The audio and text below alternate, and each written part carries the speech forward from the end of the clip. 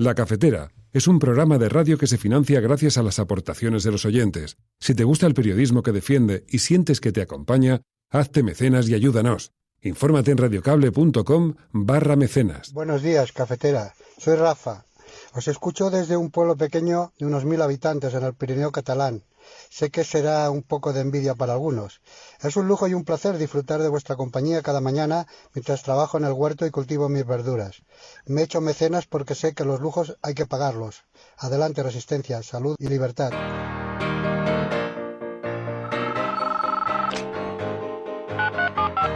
Son las 8:30 de la mañana. Las 7:30 en la Casa Museo de José Saramago, en Tías, Lanzarote. Buenos días, mundo. ¿Quieres un café? La Cafetera. Dirige Fernando Berlín. En el programa La Cafetera de Radio Cable. Una entrevista en Radio Cable. Durante 20 minutos en Radio Cable y dice todo lo que van a escuchar. Mañana en La Cafetera de Radio Cable. Radio Cable, que ha conseguido una auténtica primicia, ha entrevistado esta mañana y ha conseguido situar esa entrevista y lo que le ha dicho en los titulares. Con María Navarro y Pilar de la Peña.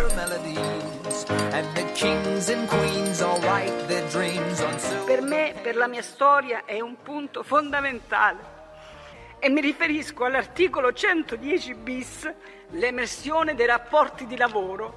Da oggi, per la scelta che ha fatto questo governo, gli invisibili saranno meno invisibili. A pandemic is a threat not only to migrants' physical health, but also to their mental health and psychosocial well-being.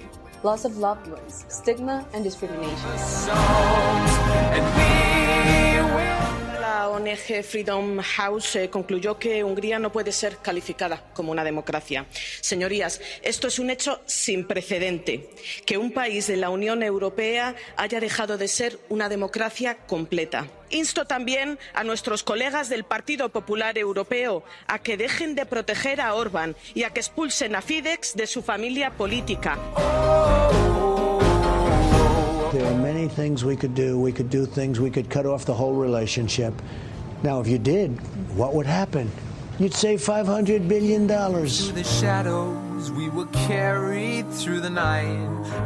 Una reducción de las emisiones de gases de efecto invernadero en el conjunto de Europa, que nos ubican en el nivel de emisiones de gases de efecto invernadero para el conjunto de lo que es hoy la Unión Europea, equivalentes a las que se produjeron en el año 1958. Me congratula poder confirmarles que en los próximos días el Consejo de Ministros va a aprobar la puesta en marcha de una nueva prestación no contributiva de la Seguridad Social que garantice a todas las personas en situación de vulnerabilidad un ingreso mínimo vital. El ingreso mínimo vital es hoy una medida de enorme consenso que va a contribuir a llevar algo más de dignidad a cientos de miles de hogares de este país. Aquí el trabajo a distancia es clave. La conclusión es que, desde luego, claro que el Ministerio de Trabajo y Economía Social con prontitud va a desarrollar legislativamente esta medida.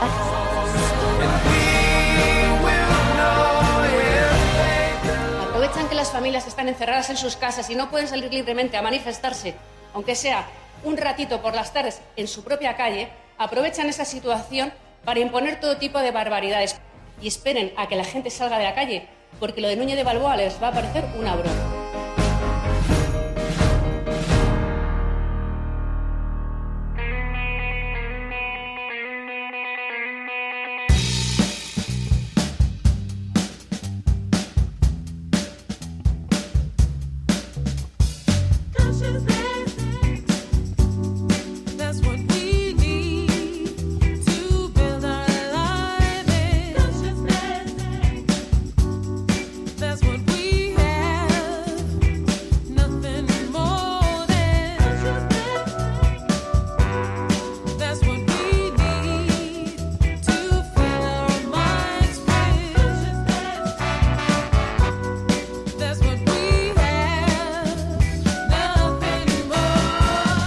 Muy buenos días, bienvenidos, bienvenidas una mañana más aquí a La Cafetera.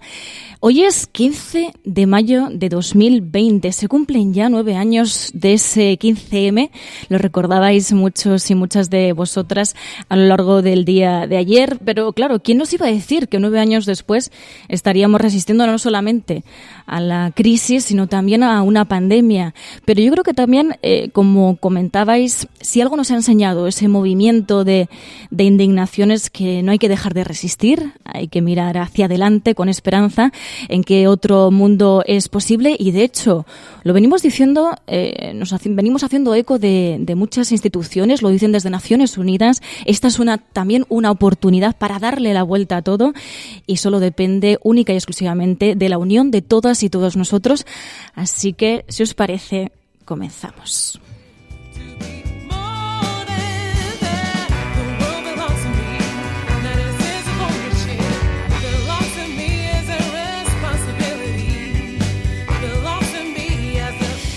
Pero además del análisis de actualidad, que empezaremos ahora dentro de muy poco, también, como cada viernes, vamos a escuchar el análisis, ese resumen de prensa internacional que hace todos los viernes Pilar de la Peña y nos trae pues los temas que son más destacados, que han sido más destacados a nivel internacional, pero también algo muy importante, sobre todo en los momentos que estamos viviendo, que es cómo nos ven fuera, cómo se está retratando lo que ocurre en España en los medios internacionales.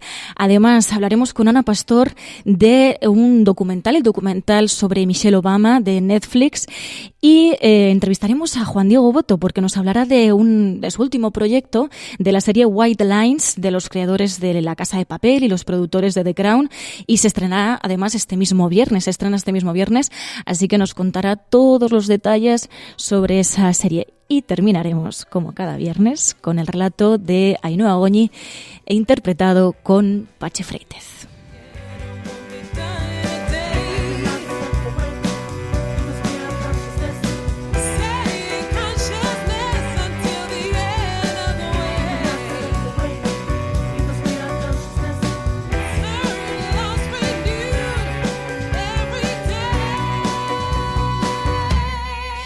Bueno, y lo que no he dicho, que supongo que se entiende. Ahora se está emitiendo el programa desde el armario. Estamos aquí, mi ordenador, el micrófono, la tarjeta de sonido. Y os estoy leyendo por aquí, ya tenemos por aquí a Mamen, muy buenos días, también tenemos por aquí a Rubén, Edu, Ángel, Nativo Tecnológico, Elena Noruega, que además veo que le parecen muy bien los contenidos de hoy, María Elena, Diego Arranz, tenemos por aquí también a Diego Arranz decía, a Frases Fugaces, Alberto Martínez, a todos y a todas, muy buenos días. Como os podéis imaginar, la gran protagonista, una de las grandes protagonistas de la actualidad, es la presidenta de la Comunidad de Madrid, Isabel Díaz Ayuso, de la que hablan bastante las portadas de hoy, como vamos a poder ver.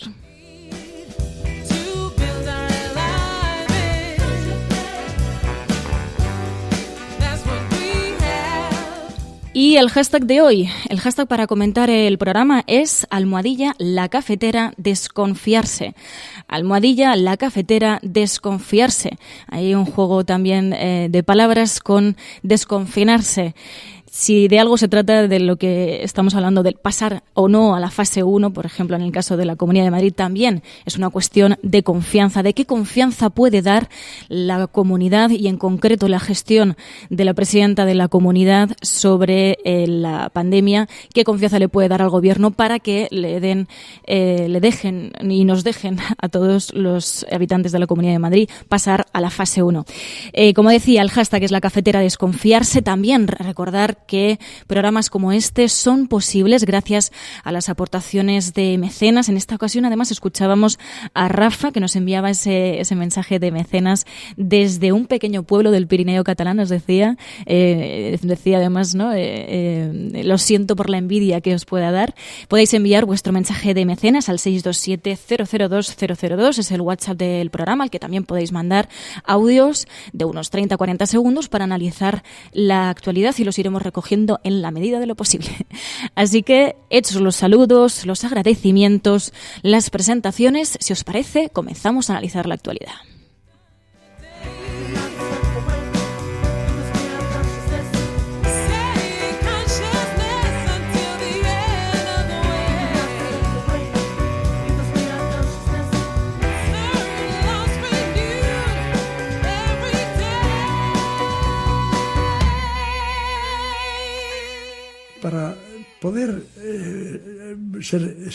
haber una democracia, tiene que haber demócratas. Y para ser demócrata hay que tener libre el pensamiento. Pero toda la educación que nos dan va contra la libertad del pensamiento. Si usted no tiene libertad del pensamiento, la libertad de expresión no tiene ningún valor. Si lo que usted está expresando es lo que le han dicho que diga, no tiene ningún valor personal. No, deberían educarnos para pensar por nuestra cuenta y para razonar por nuestra cuenta y arriesgarnos por nuestra cuenta y ser cada cual quien es. Yo cuando he hablado con estos jóvenes, y no tan jóvenes porque hay de todo, del 15M, siempre les digo, reeducaros y además reeducar a la gente. Pero estamos educados para no tener independencia y para ser sumisos y para ser buenos borregos. Demuestra que la democracia no funciona. Si mandase el pueblo, eso no pasaría. Pero como mandan los amigos del que está ahí, pues pasa.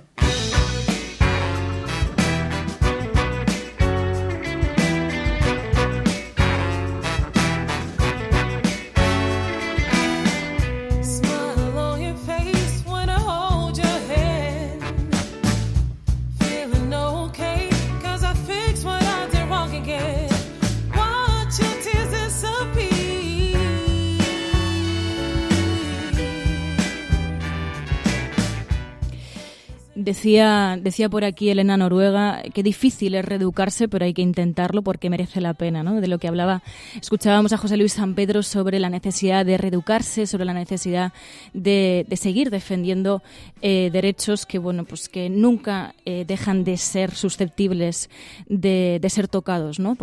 Bien por justificaciones de crisis o por lo que sea, ¿no? Bueno, pues para esa reeducación, para defender nuestros derechos, para tener también toda la información posible, vamos a ver también las portadas. ¿Qué es lo que dicen las portadas? En la portada del diario El País llevan precisamente, pues esas, vamos a llamarle protestas, yo le llamaría más ese salto de las reglas, ¿no? Ese incumplimiento de las reglas del confinamiento, que lo que en realidad están hablando es de una gran irresponsabilidad. El diario El País titula Ayuso alienta la protesta contra Sánchez en la calle. Por quinta noche consecutiva, vecinos del madrileño barrio de Salamanca desafiaron ayer el estado de alarma. Es verdad que esto es una cuestión de la Comunidad de Madrid, pero hay que recordar que lo que ocurre en la Comunidad de Madrid, como en cualquier otra comunidad, va a afectar al resto del país y también incluso a nivel global a la pandemia. Somos corresponsables de todo esto y por eso es importante incidir en la necesidad de que hay que cumplir las reglas del confinamiento y que no hay que defender a quienes las están incumpliendo, como sí escuchábamos a Isabel Díaz Ayuso, la presidenta de la comunidad. Aprovechan que las familias están encerradas en sus casas y no pueden salir libremente a manifestarse, aunque sea un ratito por las tardes en su propia calle. Aprovechan esa situación para imponer todo tipo de barbaridades, para atacar a la libertad de empresa, imponer que las rebajas puedan hacerse o no, intentar de manera inflexible arremeter contra los empresarios, decirles cómo tienen que crear o no el empleo, y con ideas tan absurdas como directamente pretender una cuarentena de 15 días a las personas que visitan España. Hagan test, hagan exámenes, analicen a la población, hagan políticas creativas de libertad y no lo que están haciendo ustedes. Están aprovechando la mayor crisis que ha vivido la historia reciente de España para imponer un mando único dictatorial y esperen a que la gente salga de la calle, porque lo de Núñez de Balboa les va a parecer una broma.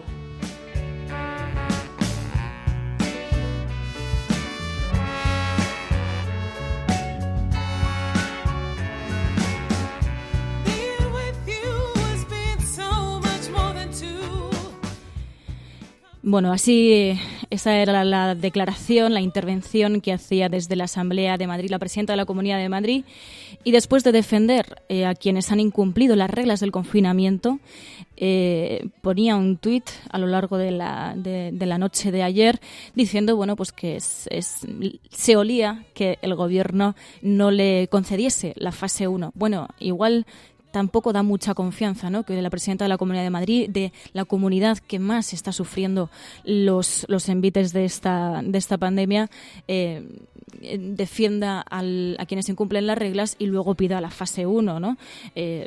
No es muy coherente. Igualmente, también habría que recordar que debería gobernar para la gran mayoría, y es que la gran mayoría, en este caso de madrileños y de madrileñas, están confinados y confinadas en sus casas, están respetando las reglas. Por tanto, no puede hacerse eco de las decenas de personas que han decidido saltarse el confinamiento, saltarse las reglas del confinamiento y gobernar solamente para ellos. Tiene que gobernar para una mayoría, porque las consecuencias no solamente serán para la Comunidad de Madrid, también lo serán para el resto del país y también, como digo, pues a nivel global, porque esta es una pandemia global y las respuestas deben ser corresponsables. Así que si nosotros somos corresponsables, ella también debería serlo.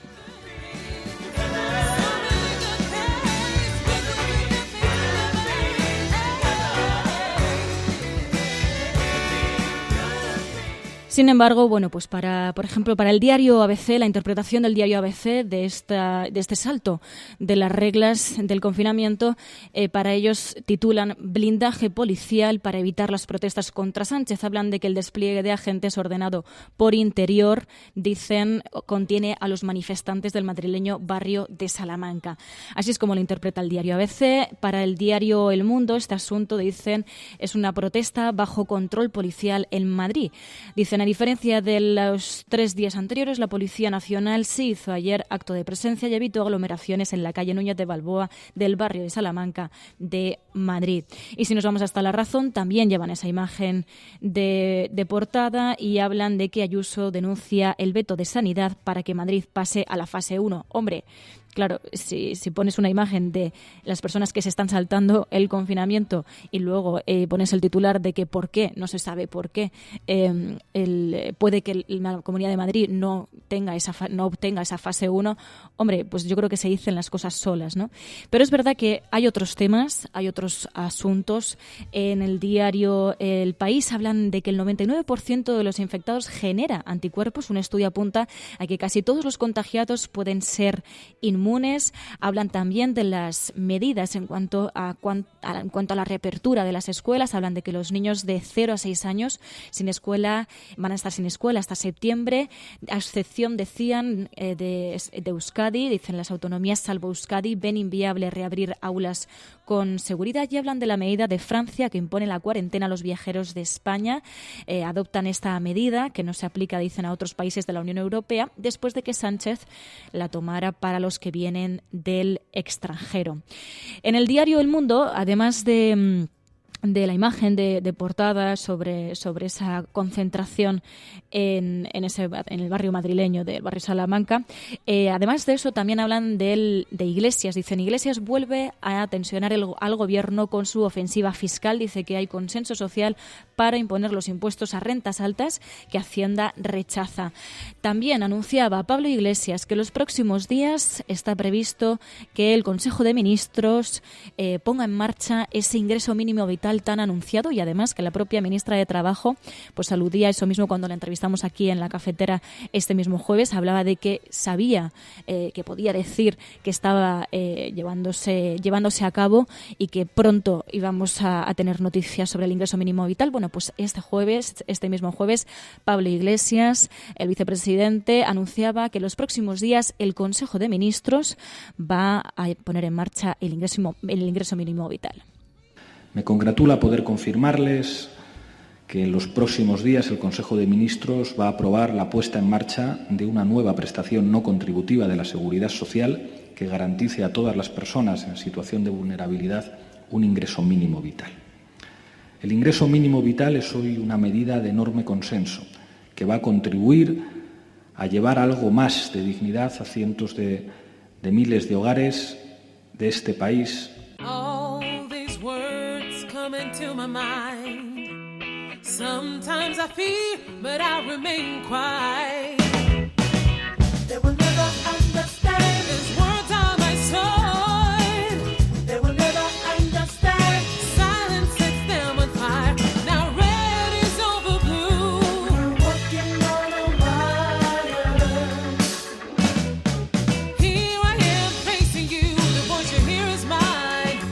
The voice you hear is mine. Y entre las medidas que está anunciando o que va anunciando el Gobierno, aparte del ingreso mínimo vital, recordamos lo que decía en la cafetera, cómo anunciaba la ministra de Trabajo aquí en la cafetera, que es esa regulación sobre el teletrabajo. ¿Lo explicaba de esta manera? Aquí el trabajo a distancia es clave. La experiencia que hemos tenido, ¿no? Fijaos que la primera medida que abordamos junto con el plan Me Cuida y los primeros ERTEs fue justamente el teletrabajo, ¿no?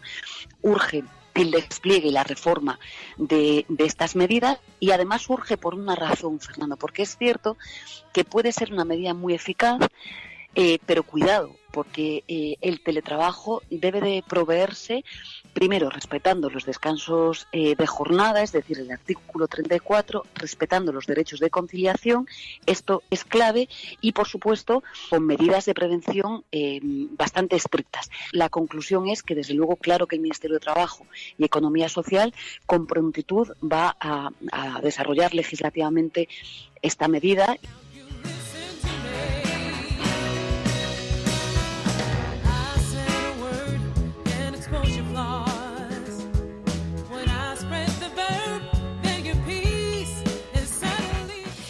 Pero además también escuchábamos a Teresa Rivera, a la vicepresidenta de Transición Ecológica, hablando sobre los efectos que está teniendo la situación actual sobre el clima, sobre el planeta en el que vivimos. Hablaba también de que se han reducido las emisiones de gas invernadero y hablaba de que nos tiene que hacer reflexionar sobre de dónde venimos y hacia dónde tenemos que ir. Hay que reflexionar sobre la necesidad o la probable recuperación de una buena parte del consumo, que ha caído fundamentalmente por la reducción drástica de la movilidad y que ha generado una reducción de las emisiones de gases de efecto invernadero en el conjunto de Europa, que nos ubican en el nivel de emisiones de gases de efecto invernadero para el conjunto de lo que es hoy la Unión Europea, equivalentes a las que se produjeron en el año 1958. Es decir, una situación absolutamente extraordinaria. Es obvio que es muy probable que no se pueda mantener mucho tiempo, pero nos hace reflexionar sobre la magnitud de la parada que se ha producido en el conjunto de Europa y el cambio tan significativo, sobre todo en los modos de transporte que hemos vivido en estas semanas.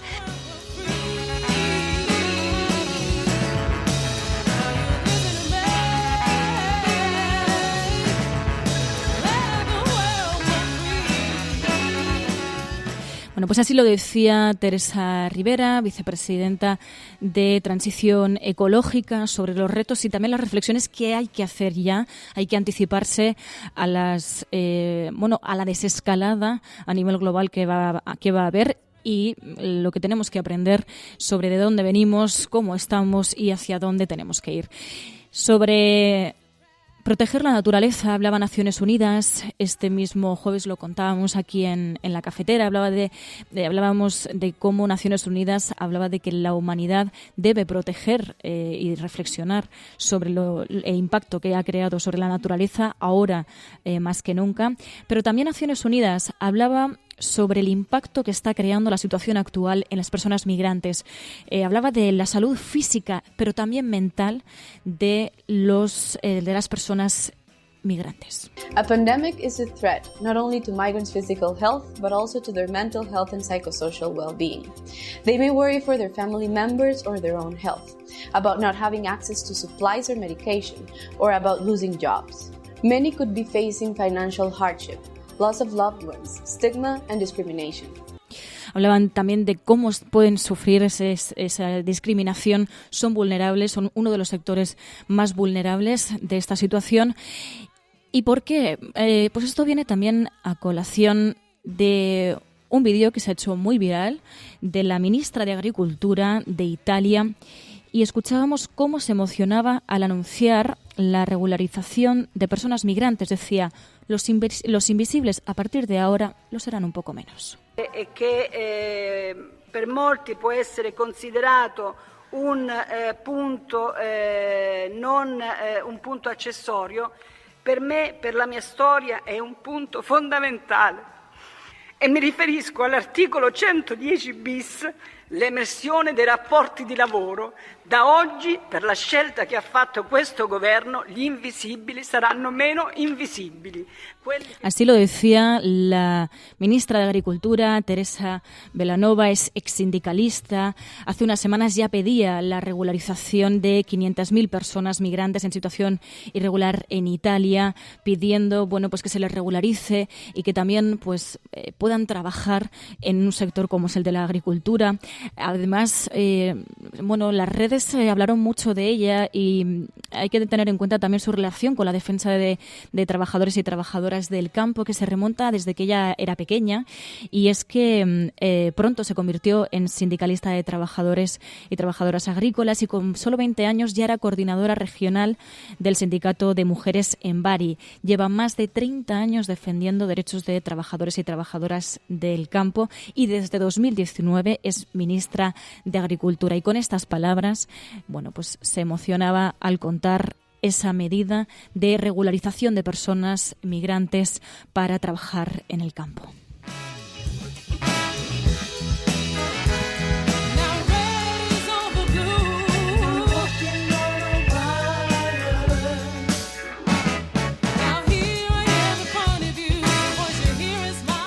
Y entre otros asuntos que mientras van sucediendo, también ocurrió algo en Bruselas.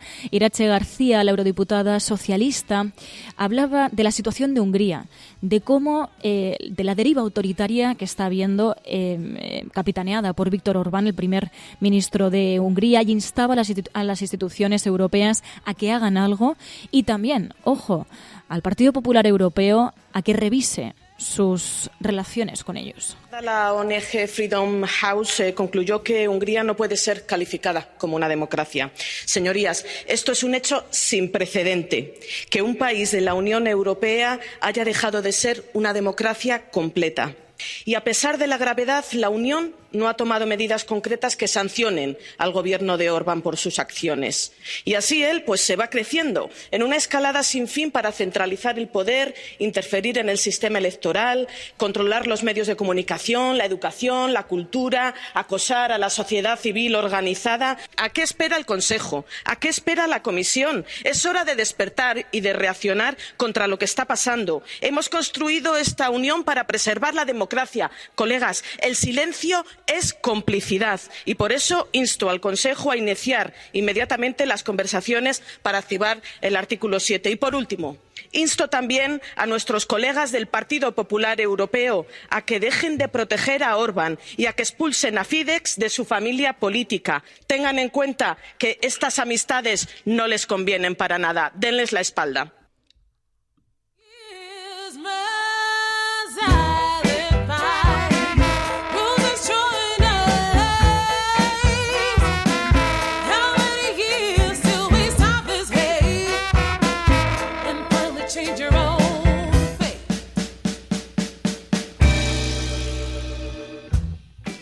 Y sobre geopolítica, sobre cómo están las tensiones internacionales, bueno, pues lo último que hemos sabido es que Donald Trump, en una entrevista en Fox, bueno, pues sugería cortar relaciones con China. Dijo, podríamos cortar toda relación con China. El presidente de Estados Unidos sugirió eso, dijo, tengo una muy buena relación, pero es solo que ahora mismo no quiero hablar con él, decía sobre su homólogo chino.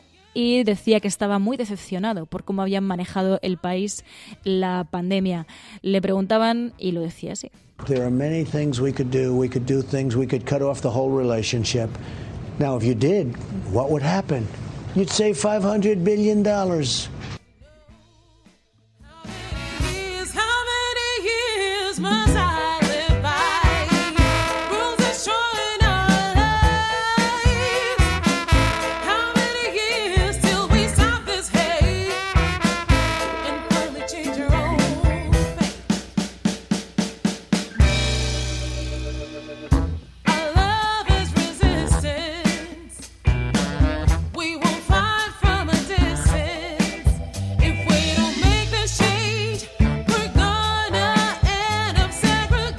La alternativa al neoliberalismo se llama conciencia. Podeis decir, pero conciencia no es un sistema económico. No, no es un sistema económico. Conciencia no es la organización del mercado. Yo digo, tampoco lo es. No, conciencia no es eso. Y no es un régimen político nuevo. No es eso. No lo es. Pero es algo más que todo eso. Es la conciencia que hay que tener contra todo y contra todos los que precisamente entiendan que lo que no hay que tener es conciencia. Eso es lo que tenemos que formarnos todos los días.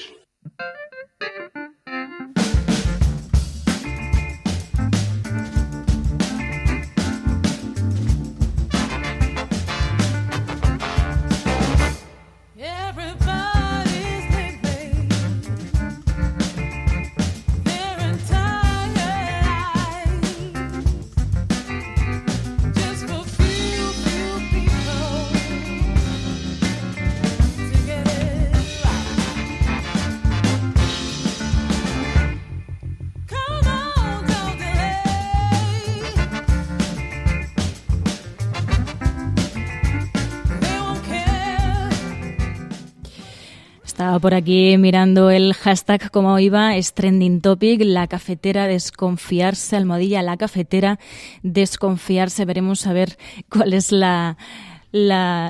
cuáles son las nuevas informaciones sobre lo de pasar de fase, pero lo cierto es que hay muchas cosas que comentar, además lo estáis demostrando con ese trending topic y como decíamos, aparte de la actualidad que hemos analizado, pues los principales temas que están en las portadas de papel, también en muchos digitales.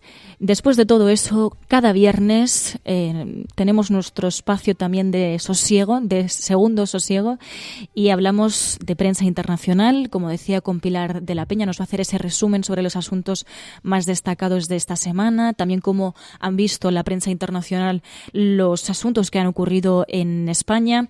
Analizaremos la serie de Michelle Obama, el documental sobre Michelle Obama en Netflix con Ana Pastor, y Juan Diego Boto, el actor Juan Diego Boto, nos hablará del último proyecto de la serie White Lines y que se estrenará además este mismo viernes, y terminaremos con el relato de Ainhoa Goñi, interpretado con Pachi Freites. Así que, como veis, todavía queda mucho que disfrutar aquí en el programa. Así que, si os parece, comenzamos, seguimos con todo esto.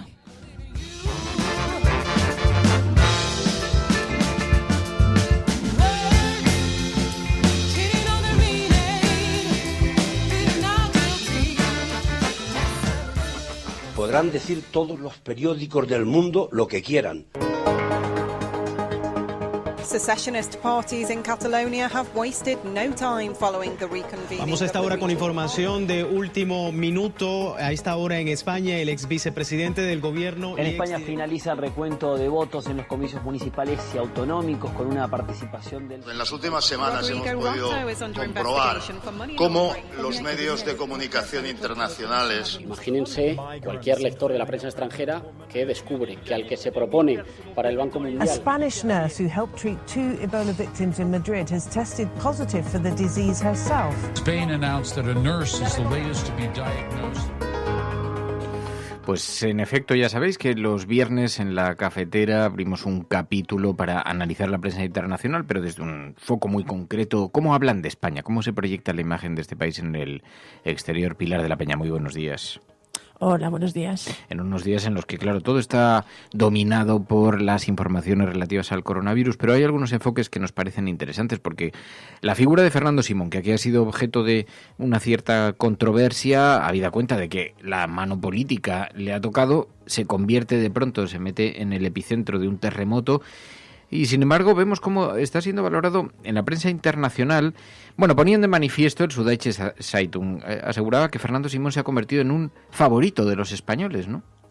Sí, la verdad es que era un perfil que publicaba esta semana el diario alemán y que nos ha llamado la atención porque resaltaba un poco este cambio a lo mejor en la percepción, que es lo que al menos intentaba hacer ver el diario, en la percepción o en la imagen de Fernando Simón, ¿no? Explicaba que ha sido claramente la cara de la crisis en la televisión española y en general en los hogares, porque ha sido el encargado de transmitir pues un poco todas las malas noticias durante, por desgracia, las primeras semanas, y en este sentido lo que explicaba o lo que quería manifestar el artículo era que inicialmente fue odiado, entre comillas, por los españoles, primero porque pues era el mensajero que transmitía las malas noticias y en este sentido se vio un poco afectado por la costumbre de atacar al mensajero, de matar al mensajero, aunque también decía que no había sido del todo inocente en esta mala fama, entre comillas, que podía arrastrar al principio, porque sí admitía que había tenido errores, algo así que hablaba incluso de un error legendario, entre comillas, al hablar, al asegurar en febrero que probablemente España solo tendría unos pocos casos, ¿no? Cosa que la realidad le ha desmontado. Pero lo que el artículo destacaba era que precisamente su manera de afrontar todo esto, el cómo se había digamos escudado o había hecho suyo el lema de la ciencia, que es un conocimiento en constante evolución, en constante crecimiento, que asume que puede haber errores, y él no tenía ningún problema en asumir los errores, y destacaba que esto pues había terminado convenciendo a los españoles. También explicaba que tras sufrir pues él mismo la detección o el positivo del COVID, pues había estado un tiempo en retaguardia, y que había vuelto luego pues un poco como la gran cara de la crisis y la gran voz y la gran autoridad sobre todos los temas de la enfermedad, y cómo poco a poco esa mirada que inicialmente había sido pues un poco crítica hacia él, por lo menos a nivel de la sociedad, se había ido suavizando, e incluso veía ya pues bastantes gestos y bastantes carantoñas, o digamos una mirada mucho más cariñosa, hasta amorosa, era un poco el adjetivo que utilizaba. Así destacaba que, por ejemplo, a nivel político, la derecha y la oposición habían pedido su dimisión, aunque el gobierno se había mantenido detrás de él, y lo había convertido un poquito, le comparaba con el doctor Drosten, que es la figura y la gran eminencia en Alemania que está gestionando la crisis, que está apareciendo en las ruedas de prensa para explicar a los alemanes los detalles de la pandemia. Pues consideraba que Fernando Simón era el doctor Drosten en España, y también pues destacaba eso, ¿no? Cómo se había convertido en la gran autoridad en España para todo lo referente a la pandemia, tanto para los temas serios como incluso pequeñas bromas que ya estaban empezando a hacerse, pues que se había convertido en la imagen, que en peluquerías, que le dedicaban canciones, y en este sentido pues destacaba esto, ¿no? Le señalaba como un nuevo favorito de los españoles. Además, también, claro, otros asuntos relacionados con la lucha contra el coronavirus y cómo esto va a impactar en la economía y en el turismo. Dice Euronews que esta idea española de las zonas verdes podría salvar la temporada turística europea. Sí, es una cosa que analizaban en un reportaje.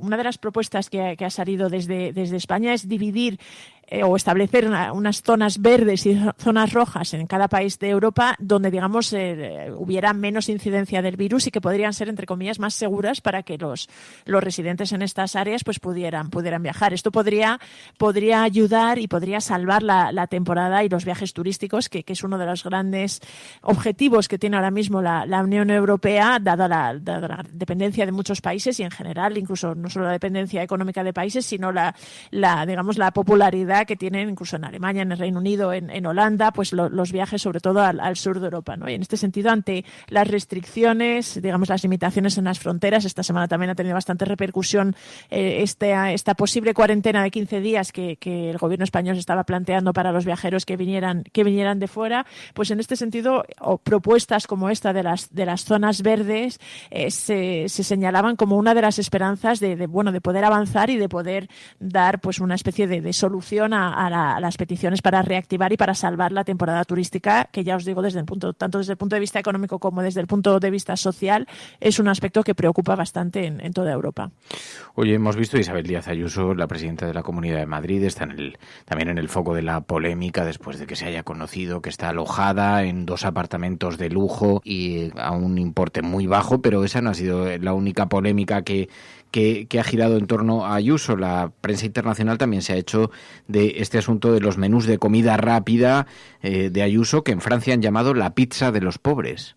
Sí, la verdad es que toda la semana pasada, de momento, el escándalo del piso del Aparthotel no ha tenido mucho eco en los medios internacionales, pero sí el escándalo, digamos, la polémica con respecto a los menús de comida rápida, que para los menores, pues que tenían derecho a becas de comedor, menores de familias pues más desfavorecidas, pues la iniciativa de la Comunidad de Madrid de ofrecerles un menú de comida rápida, ¿no? En este sentido, he encontrado artículos en Alemania, desde el Süddeutsche Zeitung, que también lo recogía, artículos austriacos, suizos, y luego varios diarios franceses, en concreto y sobre todo Libération, el gran diario de izquierdas, que lo utilizaba esta especie de este titular, ¿no? La pizza de los pobres, que y en fin, detallaba y mostraba un poquito pues la gran polémica y la gran sorpresa que había suscitado que además esta iniciativa de la Comunidad de Madrid para pues mantener el servicio de comida que tenían derechos los niños de estas familias desfavorecidas por las becas de comedor, pues recurrir a unas empresas de comida rápida y en concreto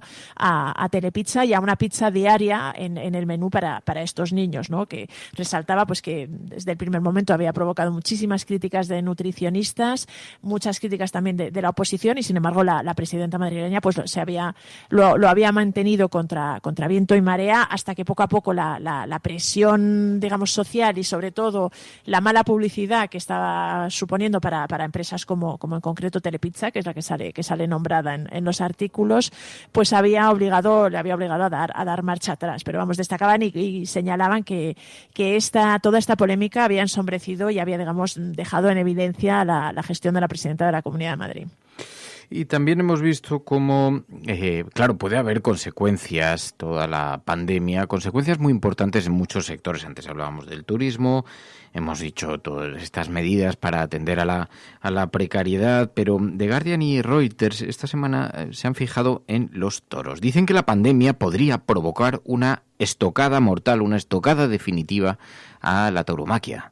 Sí, es verdad que me ha llamado la atención pues estos dos grandes medios británicos que se hacían eco de los problemas que está teniendo, digamos, toda la industria taurina en España ante las medidas, ante el confinamiento, ante la suspensión de buena parte de la temporada, de algunos eventos muy importantes que tenían lugar en esta primavera. Y lo que se destacan es esto, que cabe la posibilidad, y de hecho los animalistas y los grupos antitaurinos están celebrando esta situación actual pues como una oportunidad, a lo mejor, de realmente, si no dar la estocada definitiva, sí de ver una reducción importante en este sector y de cara a la fiesta, ¿no? Lo que ya destacaban es que los toros y toda la industria relacionada con la tauromaquia lleva varios años, a pesar de que durante un tiempo fue pues una especie de símbolo de la cultura española, lleva ya varias décadas luchando por su supervivencia, primero porque buena parte de la izquierda política en España se opone a ella, incluso en algunos sitios como en Cataluña han sido prohibidas, y además el movimiento antitaurino cada vez es más fuerte y tiene un hueco más importante en los medios y en la sociedad española.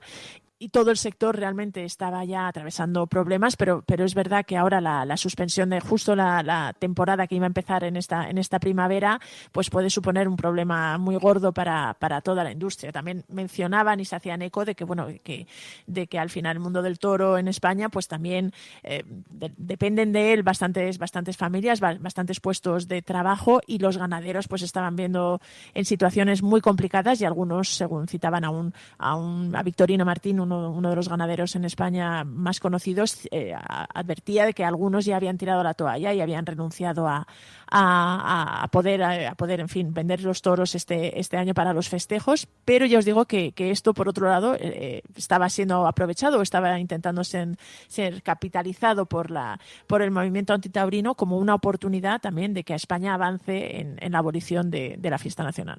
Y ha habido un análisis también interesante en la BBC que ponía de manifiesto que 2/3 de los españoles viven en pisos o en apartamentos, y profundizan los motivos.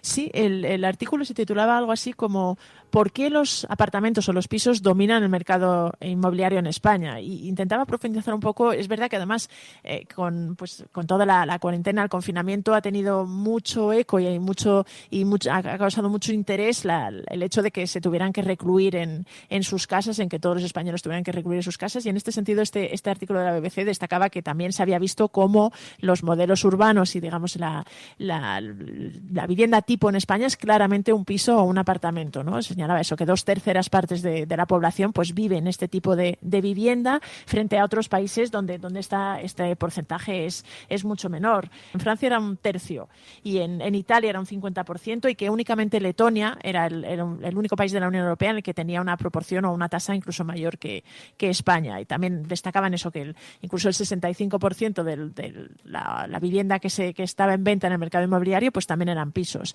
Y el artículo y el reportaje profundizaba un poquito en los motivos. Destacaba varias cosas, ¿no? Por ejemplo, que cuando se empieza el gran desarrollo urbanístico en España durante el franquismo, pues se opta por construir en vertical en vez de en horizontal porque es más barato. Destaca también que además existe la cultura de los españoles de intentar ser propietario de la vivienda, que esto hace que se decanten más por pisos que por chalés, que hay menos. También la falta, pues eso, de ofertas de casas o de chalés a precios, digamos, asumibles y asequibles para la población. Y luego destacaba alguna cosa más propia de la sociología, ¿no? Decía que a los españoles les gustaba tener el sentimiento de comunidad y de cercanía, y que esto era más habitual o más fácil, entre comillas, viviendo en pisos. Y el artículo también, el reportaje también planteaba la posibilidad de que esta situación de cuarentena y de confinamiento que ha vivido la sociedad española pudiera alterar o pudiera hacer replantearse esta costumbre o este fenómeno, pero destacaba que así en primera instancia muchos ciudadanos lo que habían resaltado era que precisamente esto es una de las cosas que más habían agradecido, ¿no? Este sentimiento de comunidad que se había visto incluso reforzado con toda esta experiencia que hemos tenido que vivir. Bueno, pues es la fotografía en los medios de comunicación, el retrato que se hace de España en los medios internacionales. Pues Pilar de la Peña, muchísimas gracias, Pilar. Gracias a vosotras. La Cafetera y Neutral presentan Plata o Plomo. El mundo en series. En el Juego de Tronos, o ganas o mueres. Con Fernando Merlín y Ana Pastor. ¿Sabes dónde estás? Es una radio pirata, de la zona neutral. Nos recuerda un poco por qué luchamos. La noche es oscura y alberga horrores. La noche es oscura y alberga horrores. Nada cambia de golpe. Si estuvieras en una bañera que se calienta poco a poco, morirías hervida sin darte cuenta. Estamos juntos. Somos un trío. ¿Nosotros vivimos románticamente juntos? Hola, habla con Walter White. Usted dijo que estaba casi muerto, ¿vale? Dijo que moriría en cualquier momento. Éramos capaces de ser y hacer todas esas cosas porque estábamos informados por grandes hombres reverenciados. She is your hometown girl from the south side of Chicago. Welcome, Michelle Obama! Pues es viernes, los viernes ya sabéis que abrimos un capítulo especial para hablar de series, de películas, de documentales, y hoy con una propuesta francamente interesante. Ana Pastor, Neutral, muy buenos días. Muy buenos días. Bueno, te agradezco muchísimo la sugerencia porque he tenido la oportunidad de verlo para preparar este espacio contigo y me ha gustado muchísimo el documental en Netflix sobre Michelle Obama. Es absolutamente maravilloso el personaje. El personaje es verdad que es muy conocido, siempre vinculado a la figura de su marido, y este documental se pone en marcha después de que se anuncie que los Obama tenían un acuerdo con Netflix. Pero el documental está muy centrado, como has visto, en el libro que ya ha hecho Becoming y en la presentación del libro. Yo no sabía que Michelle Obama llenaba estadios y estadios y estadios por 50 lugares de Estados Unidos de gente queriéndola escuchar, ¿no? Y entonces, bueno, creo que tiene una fuerza increíble. Él, que sale muy poquito, hace un pequeño cameo, Barack Obama, y parece un actor secundario, casi diría que malo, al lado de ella. No, a su lado queda completamente ensombrecido Michelle Obama. Becoming, mi historia. Michelle Obama es como dice Ana Pastor, el seguimiento que ha hecho Netflix a las presentaciones de su libro que se han ido dando a lo largo de Estados Unidos. Y entonces eso sirve como columna vertebral, como excusa para ir contando aspectos de la carrera por la presidencia, su llegada a la Casa Blanca, su vida familiar, cómo transcurre, con algunas imágenes de archivo. Y entonces va desvelando algunos aspectos de su vida íntima con gente muy cercana. Es una propuesta maravillosa. Mira, me he ido apuntando algunas cosas que me ha gustado porque digamos que es el retrato de la propia figura de Michelle Obama a través de voces de su entorno. Pero lo que me ha parecido absolutamente maravilloso es lo bien que describe la gigantesca presión, la fiscalización de la que ha sido objeto. Ella apoyó mucho la campaña de su marido, la extraordinaria dificultad para medir todos y cada uno de los actos. Me ha parecido que sobrevivir a eso, como ha sobrevivido ella, ya denota algo, ¿no? Bueno, es increíble su fortaleza. Se nos ha olvidado ya un poco esto de que una pareja afroamericana, después de quien ganó después, estuviera en la Casa Blanca y además ganara unas primarias nada menos que a los Clinton, ¿no? Pero en esa parte que tú has comentado, para mí es una de las zonas o territorios del documental más interesante. Hay un momento en la campaña por las primarias y también en la campaña electoral en la que ella hace discursos con Obama. Ya sabéis que las familias tienen una presencia en Estados Unidos muy potente y hace muchos discursos. Y toda la prensa más conservadora, pero sobre todo más de ultraderecha, Fox, se centra en ella. La campaña es brutal, la llaman mujer negra, cabreada, histérica, la sacan fotos siempre con gestos muy exagerados y consigue esa campaña que ella tenga que reducir sus apariciones, que tenga que hacer todos sus discursos leídos sin improvisación. Es una mujer enfadada que regaña, ¿no? Y me encanta un momento en el que ella lo está explicando, tiran de archivo como tú decías y ella dice: pues me dolió mucho, me hizo mucho daño y quiero contarlo porque si no la gente cree que es una broma, que es política, que forma parte de la campaña. No es verdad, a mí aquello me destrozó. Y la verdad es que hacen el recuento y era brutal la campaña contra ella. A fist bump, a pound, a terrorist fist jab, the gesture everyone seems to interpret differently. I was becoming effective in the campaign, so they went after me like they went after a candidate. Sí, claro, no por ser personajes de este nivel público, de exposición pública, no tiene sentimientos. Y esto nos afectó mucho en lo humano, en lo personal, a mí, a mi familia, a mis hijas, a mi entorno, a la vida que llevábamos. Alguien que trataba de apoyar a la llegada de la Casa Blanca, que en efecto no es un personaje secundario, que retrata el documental la gigantesca altura que tienen los dos.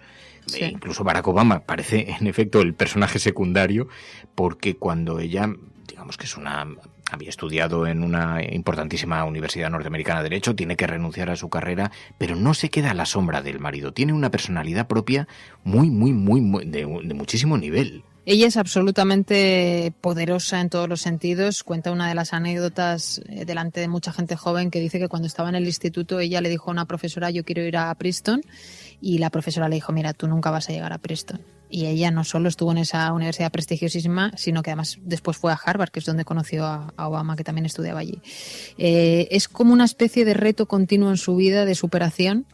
Y por supuesto también cuando llegan a la Casa Blanca, ¿no? Antes contábamos la anécdota de la campaña contra ella durante todos los procesos electorales, pero una vez que están allí ella se da cuenta de que mucha gente no les quería. O sea, no es algo que le cayeran después cuando Trump llega a la Casa Blanca, sino que durante todo el tiempo que estuvieron se dio cuenta que una parte de la población no les quería, no entendía que ocuparan ese lugar, prácticamente les consideraba usurpadores, ¿no? Entonces, ¿cómo encaja, como tú decías, en ese entorno eso? Que nunca terminas de acostumbrarte, que me gusta también oírselo decir, como para sus hijas que eran muy pequeñas entonces, o su madre, que has visto que sale continuamente también con él y con ella. Me parece muy interesante cómo lo ha convertido en una oportunidad para contarle a la gente cómo tienes que superar las dificultades, cómo no puedes dejar que te digan que porque eres mujer o porque eres negra o porque eres ambas cosas y vienes de un barrio de Chicago complicado, no puedes aspirar a llegar lejos, ¿no? Y ella cuenta que esta profesora de instituto que le dijo no llegarás ahí, volvió al instituto, Michelle Obama siendo Michelle Obama, y aquella profesora ya no estaba, ¿no? Y yo creo que es muy interesante también ver dónde te coloca la vida en base a tu esfuerzo y al de en este caso, Barack Obama. Y además es muy interesante porque, claro, es la primera dama. El que ha ganado las elecciones es Obama, pero el documental lo que retrata es que hay una suerte de equipo. Cada uno representa, además, y vienen a decirlo no con estas palabras, pero cada uno representa un papel y se acerca a una parte de la ciudadanía. Ella representa a las mujeres negras que luchan contra las dificultades que participa activamente en la campaña. Ella hace muchos mítines, especialmente al principio de la campaña de las primarias y después en la campaña presidencial. Las propias hijas también se dirigen al público de los hijos. Y entonces retrata esa dualidad que hay entre la vida real, la vida íntima de la Casa Blanca para adentro y luego la vida de la Casa Blanca para afuera, ¿no? Y decía, eso a lo que te referías, a mí me ha impactado mucho cuando decía ella, nos dimos cuenta cuando los presentadores de televisión nos decían, algo ha cambiado en el país, por fin hay personas negras en la presidencia, y ella decía, era un comentario naif porque nos dimos cuenta que nuestra sola presencia era una provocación para mucha gente, que a menudo simplemente asomarse, para algunos retrataba la provocación que eso suponía, que unos negros estuvieran allí usurpando el poder, ¿no? Y ella es perfectamente consciente de ese dilema, ¿no? She said to me, I don't know if this country is ready for someone like my husband. I hope they are. But they may not be. Es maravilloso escucharla contarlo ahora, cómo vivió en el tiempo real aquellos ataques y cómo asumió que mucha parte de la población no les iba a querer solo por el hecho de ser negros o por venir, como era su caso, de una familia de clase media y la de él también. Pero me gusta mucho que en el recordatorio de hemeroteca que hacen, sacan, tú has dicho ahora que ellos formaban un equipo y creo que es una manera muy, muy chula de definir, ¿no?, lo que ellos crearon. Cuando chocaban el puño, se cruzaban en el escenario, chocaban eso que se convirtió en un icono, hubo un medio de comunicación que dijo que era un choque terrorista, que era un icono del mundo terrorista que se saludaba así, o sea, bueno, ya no nos sorprende tampoco, ¿no? La ultraderecha funciona igual en todas partes, pero ella lo muestra, dice, nosotros queríamos comportarnos como en casa, nosotros en casa hacemos esos gestos, y cuando yo salía delante de un mitin lo hacía también, ¿no? Y claro, era muy duro luego tener que leer que te llamaran terrorista solo por eso, por no hablar de las cosas que le decían a él por el nombre y por el origen, ¿no? Pero claro, el equipo no ha salido destruido, a pesar de que salieron de la Casa Blanca porque Hillary no consiguió ganar las elecciones, sino todo lo contrario. Y déjame que recuerde una anécdota buenísima. La noche antes de dejar la Casa Blanca y que lleguen los Trump, las amigas de las hijas les piden dormir allí para despedirse y claro, les pilla en mitad de todo, los Trump llegando, la mudanza en marcha, el helicóptero y ella tiene una naturalidad increíble para contar anécdotas que seguro, porque el documental lo retrata, las ha contado 1000 veces, pero tiene muchísima fuerza. Tiene mucha fuerza. Claro, ella está presentando el libro, entonces el libro, su biografía, cuenta muchas experiencias personales, muchas anécdotas personales y va haciendo esa gira por Estados Unidos a la que siguen las cámaras de Netflix. Es muy interesante porque, como decía Ana, llena auténticos estadios.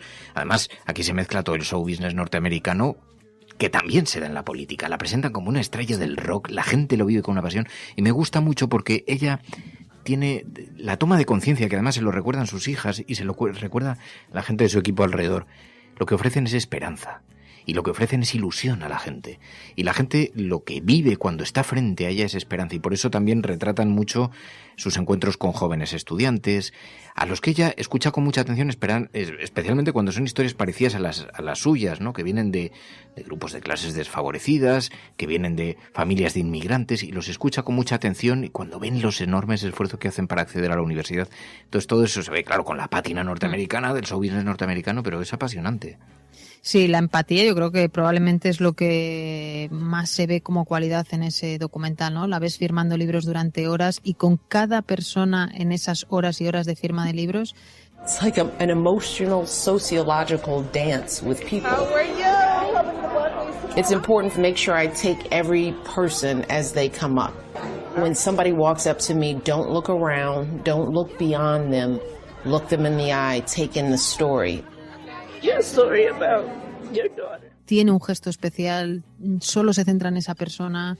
Como tú dices, cuando se reúne a solas con chavales jóvenes y detecta que hay un caso parecido al suyo, empodera mucho más a esa chica, que luego el documental te muestra su vida en paralelo a la de Michelle y las reflexiones de las hijas también al final son maravillosas. Yo si tuviera que elegir como resumen, ¿no?, de lo que ella trata de demostrar, aparte del mensaje feminista, hay un momento en el que Stephen Colbert la entrevista en uno de esos estadios, lo hace también Oprah, pero bueno, Stephen Colbert le pregunta ¿qué has aprendido en este tiempo de pasar por 50 estadios contando tu vida y tu libro?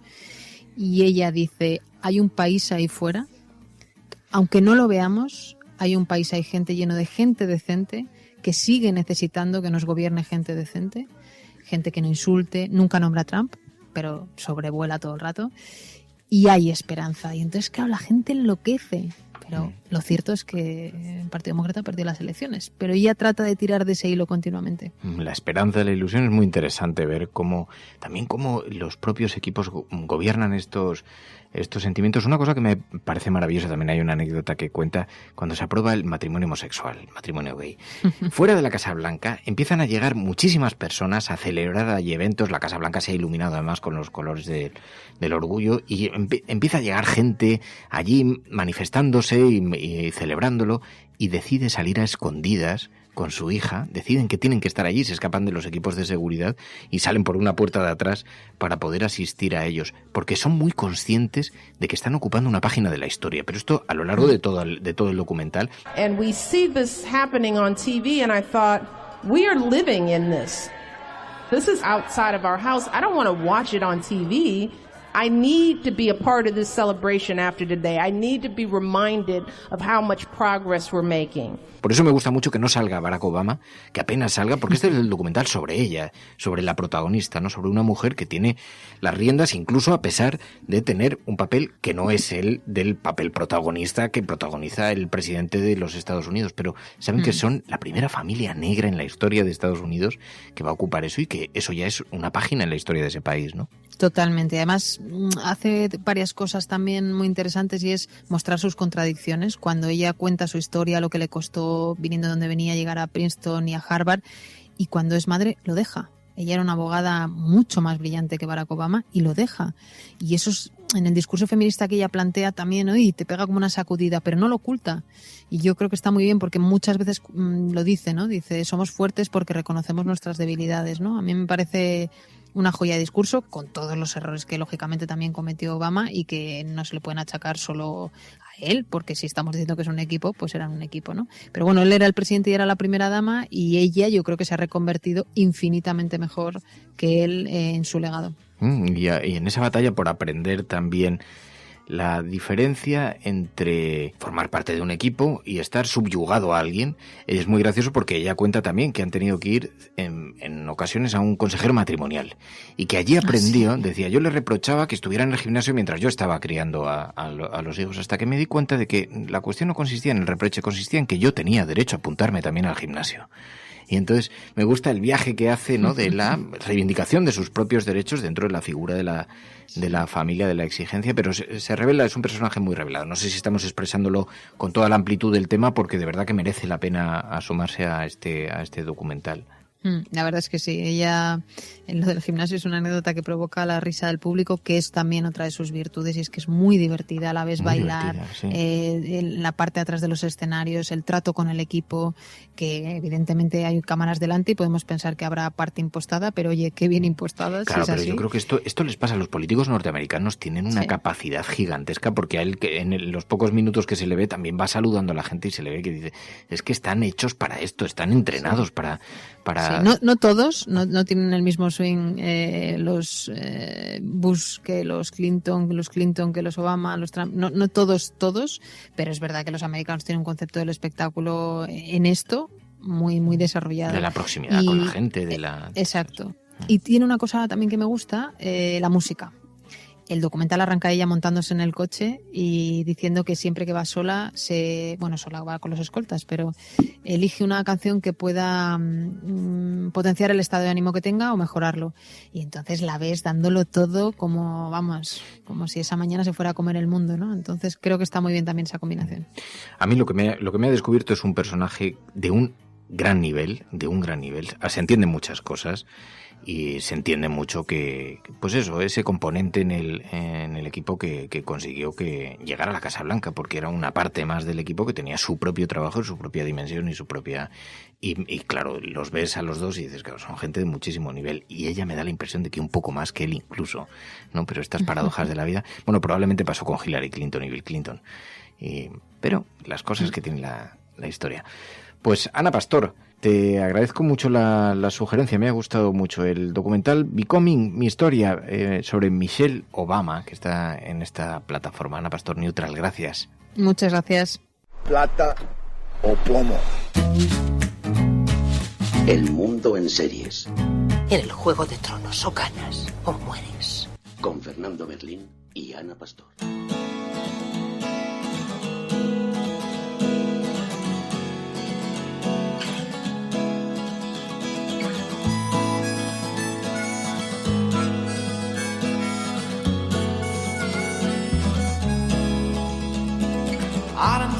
reminds me of nothing but forgotten love.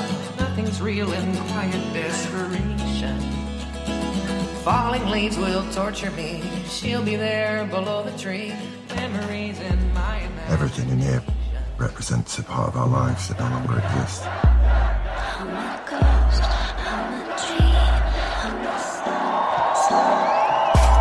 Your brother, he's not the one you remembered. Bueno, y antes de que cambiemos el paso, me vais a permitir que charlemos unos minutos con un buen amigo, Juan Diego Boto. Muy buenos días. Hola, buenos días, Fernando, ¿cómo estás? Buah, te echo mucho de menos, Juan. Que sepas que estos días hemos hablado mucho de ti en el programa, porque dentro del confinamiento eres de las personas que están haciendo cosas. Siempre estáis haciendo muchas cosas en plena batalla, pero hemos visto que se estrena una serie en Netflix en la que uno de los personajes principales está interpretado por ti. White Lines se estrena hoy. Se estrena hoy, White Lines se estrena hoy, sí. Esto es una serie de Netflix, un Netflix original, que es una coproducción entre Inglaterra y España. Esto lo producen los productores de The Crown y los creadores de La Casa de Papel, y se han juntado para hacer White Lines, que es una serie que rodamos hace un año ya. En marzo del año pasado arrancamos en Mallorca y se supone que se desarrolla toda la acción en Ibiza. Y nada, con mucha expectación. Cuando uno hace una cosa así, mucha expectación a ver cómo lo recibe el público. Bueno, es un estreno de una gigantesca dimensión. Alex Pina es muy conocido, uno de los creadores, por ser el creador precisamente de La Casa de Papel. Ha tenido muchísimo éxito en España y en el extranjero, pero claro, se estrena en Netflix, que son millones de posibles espectadores, ¿no? Pues 180 millones de abonados, o sea que 180 millones de familias que tienen el aparatito en su casa. Antes, cuando los estrenos masivos se daban en el cine, los que disponían de salas en todos los países eran las grandes multinacionales de cine. Hoy en día los estrenos masivos se dan en las cadenas de streaming, ¿no? Y esto es, pues es una novedad, que una serie como puede ser La Casa de Papel o como puede ser esta, que es una coproducción, pero que tiene equipo español y factura española y europea en general, de repente aparezca en los televisores o en las pantallas o en los ordenadores o en los móviles o las tablets de millones de personas en todo el mundo a la vez. Y eso, pues claro, también como creador, como artista, como actor, pues hace ilusión. Uno siempre hace las obras de arte para que sean vistas por mucha gente. Bueno, tú estás muy acostumbrado al vértigo de todas maneras, porque ya has participado en producciones muy, muy grandes, muy importantes. Son 10 episodios y es la historia de un asesinato. Yo sabía que habías estado rodando por allí, por Mallorca. Todo transcurre en Ibiza, ¿no? Sí, rodamos Mallorca, pretende ser Ibiza. Es la historia de un asesinato, es la historia de un cadáver que aparece en Ibiza y llaman a la hermana, a una muchacha que vive en Manchester, para decirle que el cadáver de su hermano, desaparecido hace 20 años, acaba de aparecer en Ibiza. Entonces ella viaja a la isla para tratar de encontrar al responsable, al culpable del asesinato de su hermano. Y pues es todo un viaje por los amigos de su hermano de la época. Es un viaje donde vamos viendo flashbacks de los 90, cuando su hermano fue de Manchester a Ibiza, los amigos que tuvo, los sueños que tenían, que fue ocurriendo con toda esa pandilla, ¿no? Y yo soy parte de ese mundo de amistades del desaparecido Axel Collins, y con lo cual, pues parte de esa trama de investigación de este asesinato, ¿no? Me ha parecido ver en el tráiler que interpretas, estás algo relacionado con el mundo del narcotráfico. Sí, el personaje es, la familia de este muchacho, Oriol Calafat, se llama mi personaje, controla, digamos, el mundo del ocio de la isla, clubes nocturnos, hoteles, casinos. Y por tanto, si tienen la parte delantera, pues también la parte trasera, y controlan o están vinculados con el mundo de la droga, ¿no? Aunque sea de forma tangencial, pero sí están vinculados. Y se estrena hoy White Lines en todo el mundo. De todas formas, tenemos que hablar, porque decía antes, estás haciendo un montón de cosas. ¿Qué tal estás llevando tú el confinamiento? ¿Cómo lo llevas? Con ganas de que consigamos entre todos acabar con el bicho. Bien, lo estoy llevando bien dentro de los límites de lo razonable. Por suerte ningún familiar cercano está afectado ni está enfermo. Por suerte la familia está bien. Pero bueno, nos mantenemos con mucha actividad. Yo, bueno, pues me he mantenido ocupado y pues tenía escritura pendiente, tenía trabajos pendientes, he podido seguir avanzando en otros, pero hay muchas cosas que están en el aire, ¿no? Y tanto yo como el resto de más de media España, pues con proyectos que están ahí en la cuerda floja, ¿no? Que dices, ¿esto se hará, no se hará? ¿Cuándo podremos concretarlo? Eso por un lado. Por otro lado, con la necesidad que imagino que tenemos todos de empezar a concretar las fiestas que vamos dando, ¿no? La cantidad de abrazos que estamos posponiendo, la cantidad de cañas y cafés y encuentros y abrazos y comidas que estamos posponiendo, y con el deseo de que pronto se empiecen a concretar, ¿no? Tú es que eres muy humano, te gusta mucho abrazar y todo eso. No estás sufriendo el síndrome de la cabaña, pero ya tendremos tiempo. Tenemos que buscar un pueblo, Juan. Tenemos que buscar la vida rural, sí. Yo que he sido una rata de ciudad, ha llegado el momento, también empujado por mi compañera, la que conoces muy bien, que siempre va 3 pasos por delante, por lo menos 3 pasos por delante de mí. Y es más clarividente, y ya incluso antes de esto me decía, hay que irse al campo, necesitamos espacio, jardín, contacto con la naturaleza, y ahora casi que se hace necesario, ¿no? Incluso para mí, que yo soy de los que he llegado a echar de menos el ruido de los atascos, pero bueno, ahora, y más en las circunstancias actuales, ¿no? Creo que el contacto con la naturaleza y un poco de raciocinio en cómo nos vinculamos con el mundo se impone. Total, absolutamente. Pues Juan Diego Boto, White Lines se estrena en todo el mundo esta noche en Netflix. 10 episodios, son trepidantes, las imágenes que hemos visto son muy interesantes. Te deseamos muchísima suerte, Juan. Muchas gracias. Yo creo que es muy divertida. Yo de verdad creo que la serie es muy divertida, y en estos momentos algo divertido, acción, diversión, tal, merece la pena. Bueno, es un poco lo que vimos también en La Casa de Papel, que nos pareció que necesitamos un poco de oxígeno en estos días, que necesitamos también un poco relajarnos y claro. Un poquito más allá. Así que White Lines. Juan Diego Boto, gracias. Un abrazo muy fuerte. Pues hasta pronto y muchísimas gracias. Un placer siempre estar aquí en la cafetera con todos vosotros.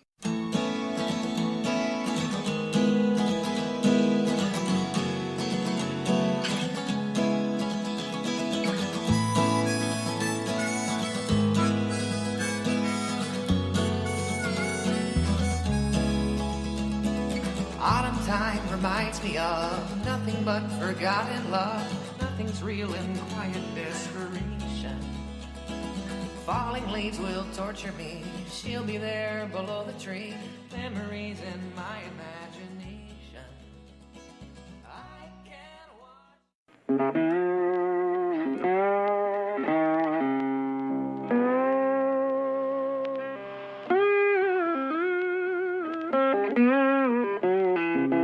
La Cafetera presenta los relatos de Ainhoa Goñi. Pues en efecto, cuando llega los viernes abrimos un capítulo especial para que cada oyente de la cafetera pueda dedicarse un rato a sí mismo, relajarse, sentarse y escuchar a modo de vieja radionovela en el transistor los relatos que Ainhoa Goñi los relatos que Ainhoa Goñi nos va escribiendo y nos va regalando Ainhoa Goñi, y hoy también Pachi Freitez. Muy buenos días, queridos, muy buenos días a ambos. Muy buenas. Hola, muy buenos días. ¿Qué tal estáis? A ver, vamos a ver, Pachi, tú eres un tío tan callejero. De Goñi sé que el otro día me la encontré por la calle, no te digo más. Me encontré a la Goñi cuando salíamos de paseo. Mantuvimos las distancias razonablemente bien de acera a acera, a grito pelado. Pero Pachi, ¿qué tal sobrellevas el confinamiento? Que te veo ahí, tú un tío tan callejero. Bueno, tengo que reconocer que tal vez esta última semana que curiosamente coincide con el hecho de poder salir a la calle y darte un paseo, que me estoy pegando unas palizas de caminar tremendas, pues estoy así un poco renqueante, pero mi mayor problema no es ese, Fernando. ¿Cuál es tu mayor problema? Mi mayor problema es mi barriga. Va. No me hables de esto, que estoy preocupado. A ver, no he querido abrir la caja de los truenos, pero alguien tenía que hacerlo. Sí.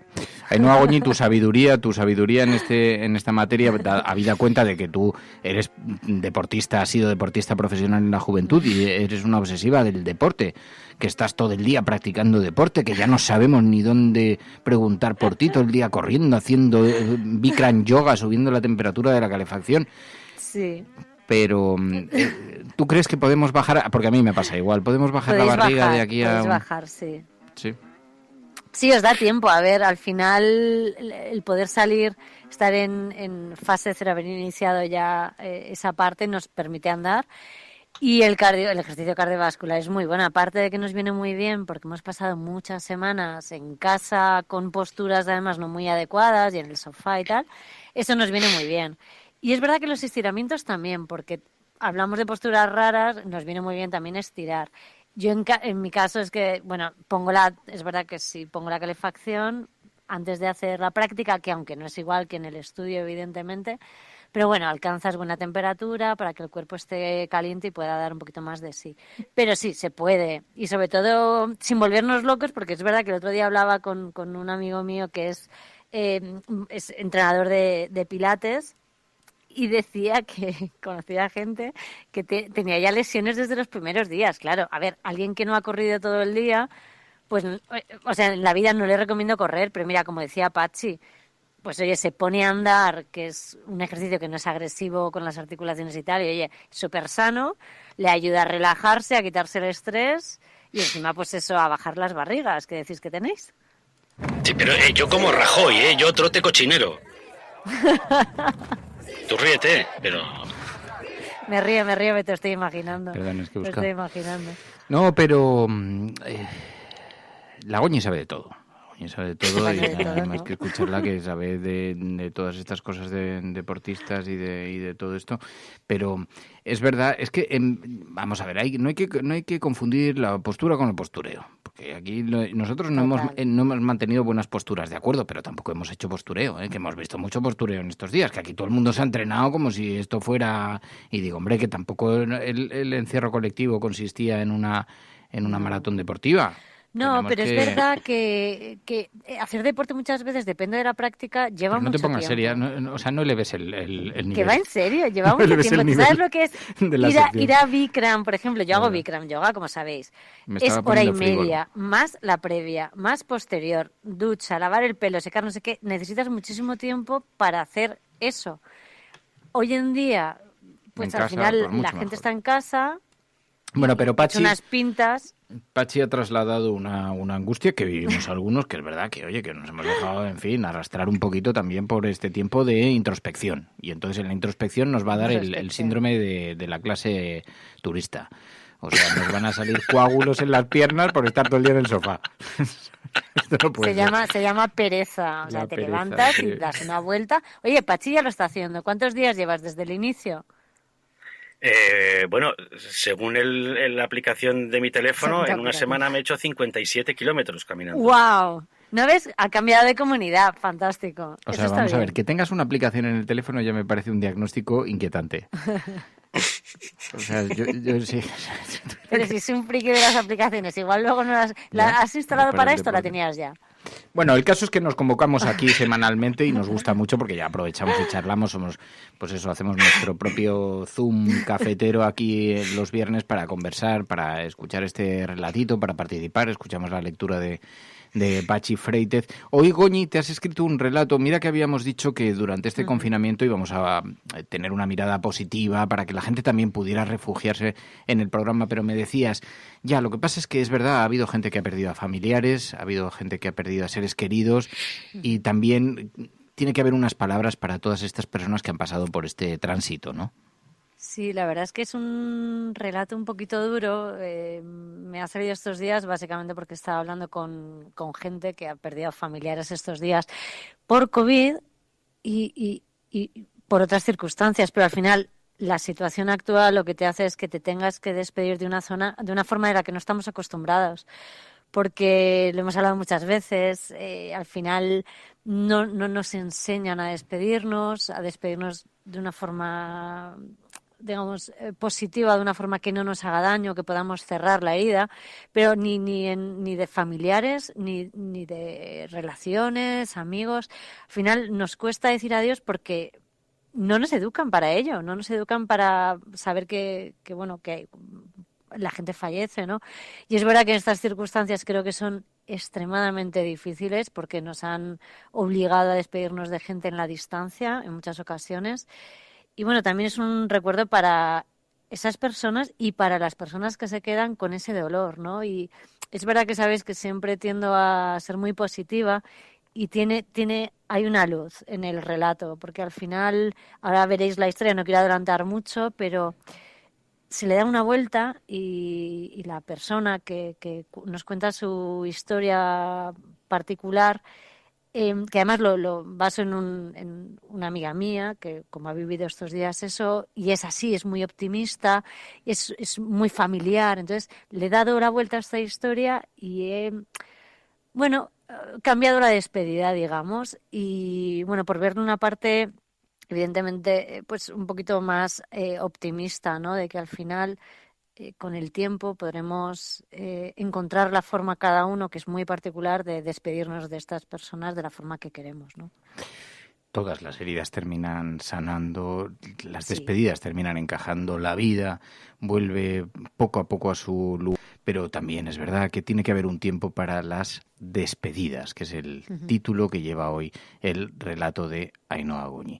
Así que, como siempre os decimos, es un momento para que os detengáis, para que dejéis lo que estáis haciendo, para que escuchéis con mucha atención y os sumerjáis profundamente en el relato de Ainhoa Goñi con la voz de Patxi Freites. Despedidas.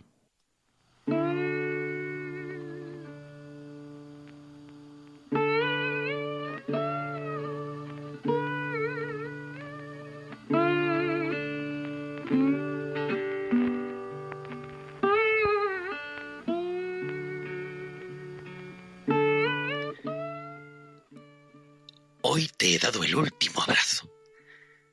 El abrazo más grande que te he dado nunca. Hoy también te he dado el primer abrazo de mi nueva vida y de mi nueva relación contigo.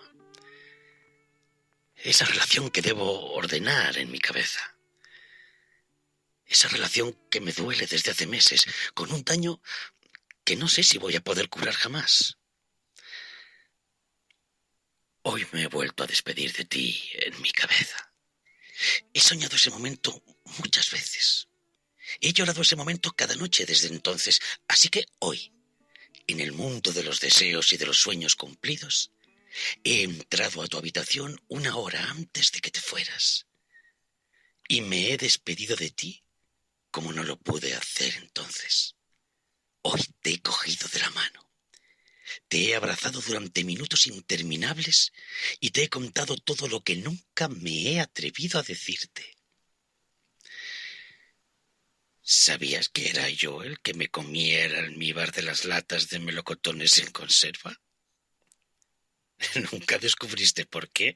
Al abrirlas estaban secos y pochos. Y te lo he contado hoy. Te he dicho que hacía un pequeño agujerito en la base, que me bebía el líquido dulce y denso con sabor a gominola y volvía a dejar el bote en la estantería como si nada hubiese pasado.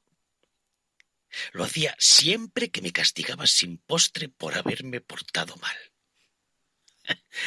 Era mi pequeña venganza secreta. Que sepas que cuando no encontrabas mis zapatos del colegio, era porque yo los escondía. Aunque estoy seguro de que tú eso ya lo sabías. Lo hacía porque esas plantillas que te habías empeñado en que llevase puestas todo el santo día me hacían daño. Tú te empeñabas en que yo no tuviese los pies planos. Y yo me empeñaba en demostrarte que esos pies, así como estaban, me sobraban para trepar a los árboles, que era lo único que quería hacer toda mi vida. Te conté por qué dejé de hablarte tantos años. Te eché en cara lo dura que fuiste conmigo cuando crecí, por qué me fui de casa y por qué no he llegado a ser lo que tú querías que fuera. Y también te he contado con detalle que encontré mi camino y que estoy cumpliendo mis sueños. Y luego, que sepas que te dije que te perdoné todo y que te pedí disculpas. Porque yo también tuve parte de culpa. Sí, hoy he puesto en calma mi alma. Hoy me he despedido de ti porque no me pude despedir cuando te fuiste. Porque te fuiste en un lugar frío y distante. Te fuiste en medio de un escenario de guerra, rodeada de mamparas, de cristales, de plásticos, rodeada de extraños y separada de nosotros. Y he gritado al aire que me habría arriesgado a enfermar solo con poder decirte al oído, muy cerquita, que te quería, que siempre te he querido y que te voy a echar mucho de menos. Pero no me dejaron estar contigo. No era seguro estar contigo. Y te fuiste, rodeada de gente que no conocías de nada. Sé que hicieron todo lo que pudieron. Sé que lo intentaron hasta el último momento. Sé que no había otro final posible para ti ni para los miles de personas que nos dejaron durante esos meses tan largos. Durante aquella primavera interminable, la más fría de la historia, en la que entendíamos el mundo a través de números y datos, y en la que los países nunca nos parecieron tan cercanos. He crecido sabiendo que el mundo no es justo. Sabes, mamá, que he sufrido. Sé que has sufrido, que hemos sufrido y nos hemos hecho sufrir. Sabes que hemos superado muchas cosas. Pero es cierto que nunca pensé que no podría llorarte. Nunca pensé que tendría que esperar tanto tiempo para decirte adiós como merecías. Pero hoy estoy feliz. Hoy haré honor a tu vida. Hoy despediremos todos juntos a una mujer que tanto nos dio y a la que tanto echamos de menos. Hace una semana empecé a hablarle a las niñas de lo que estábamos preparando. Durante este año, no lo creerías, han crecido mucho. Las veo tan mayores, tan listas. Se parecen mucho a ti, hasta en los gestos. Entonces les dije que te habías ido y que no volverías. No les di detalles. Les ahorré los momentos oscuros, porque hace un año no lo habrían entendido y mi dolor no me habría permitido contarles lo importante. Hoy les he hablado por primera vez de la muerte, del significado real, del dolor y de la tristeza. Pero les he dicho que hoy no sería un día triste, porque no pensaríamos en tu partida. Hoy sería un día alegre, porque celebraríamos tu vida.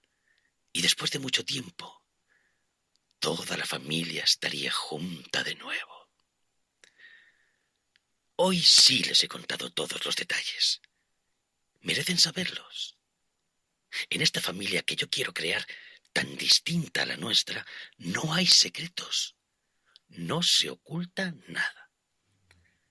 Les he hablado de lo valiente que fuiste. Les he dicho que luchaste hasta el final. Les he confesado que siempre pensamos que tu fuerza te haría volver con nosotros. Les he contado, además, que esta es una época que nadie nunca olvidará, porque hemos enterrado a los nuestros en pocos minutos.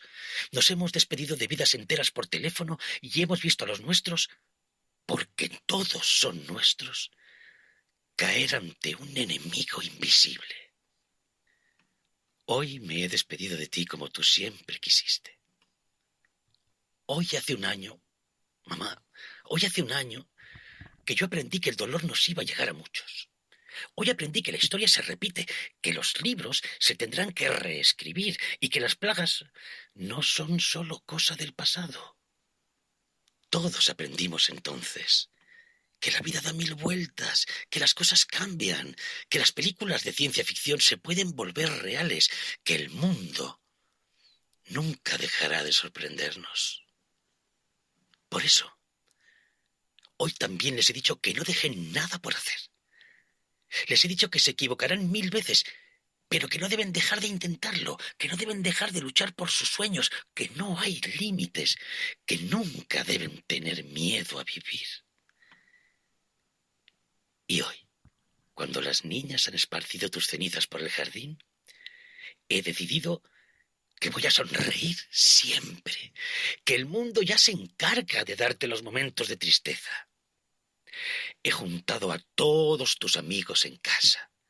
Hemos bebido en tu honor. Hemos llorado. Poco. Y cada uno ha dicho unas palabras de lo que representaste para nosotros. Hoy te hemos despedido como queríamos hacerlo. Hoy he sentido que por fin podía descansar. Y hoy he entendido que no te irás nunca, que has conseguido que tus recuerdos sean imborrables, que nuestra memoria no pueda desvanecerte nunca. Eres una de los recordados, mamá. Tu nombre, aunque entonces fue solo un número, no podía ser de otra forma. Ocupa ya un hueco en la historia de los caídos, de los llorados, de los que se fueron y no pudieron volver. Muchos, como tú, como nosotros, se despiden estos días de los suyos, de los nuestros, de los de todos. Hoy nosotros hemos cambiado la última parte de tu historia. Te hemos dado los besos que merecías y los abrazos que echaste de menos. Hoy, nosotros, tu familia, hemos reescrito tu final. Y espero que te haya gustado. Descansa, mamá, que ahora sí que ha llegado el momento.